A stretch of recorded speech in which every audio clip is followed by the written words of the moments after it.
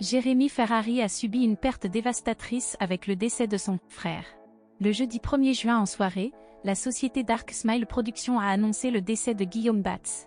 Cet humoriste de 36 ans, qui souffrait de la maladie des os de verre, nous a quittés. Sur Facebook, un message poignant de la part de la société disait: c'est avec une profonde tristesse que nous vous annonçons le décès ce jeudi 1er juin de Guillaume Batz, notre cher ami, frère de cœur et de scène. Cette nouvelle a plongé Jérémy Ferrari et son entourage dans une grande tristesse.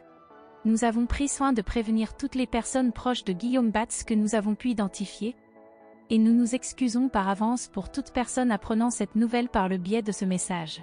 Il nous semblait crucial, en honneur de sa mémoire, que cette information ne soit pas d'abord divulguée par la presse. Quelques heures après cette tragique annonce, Jérémy Ferrari a finalement pris la parole, brisant son silence. Depuis hier soir, j'ai reçu des milliers de messages de soutien, ainsi que quelques vannes plus ou moins drôles.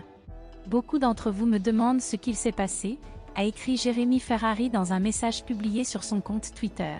L'humoriste a ensuite fait des révélations tragiques sur les dernières heures de son ami.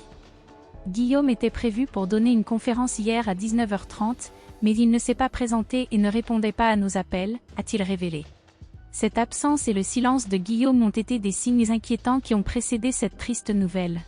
Très proche de Guillaume Batz, Jérémy Ferrari a révélé qu'il avait découvert le corps de son ami sans vie.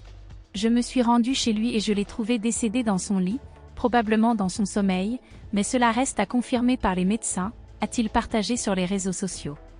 Sous le choc de cette tragédie, Jérémy Ferrari a expliqué qu'il préférait ne pas s'exprimer davantage sur le sujet, laissant place à sa peine et à son deuil. Je préfère ne pas exprimer ma peine dans les médias ou la presse malgré les nombreuses demandes qui m'ont été faites, a-t-il déclaré. Cependant, Jérémy Ferrari a tenu à rendre hommage à la mémoire de Guillaume Batz, qu'il considérait comme son « petit frère ».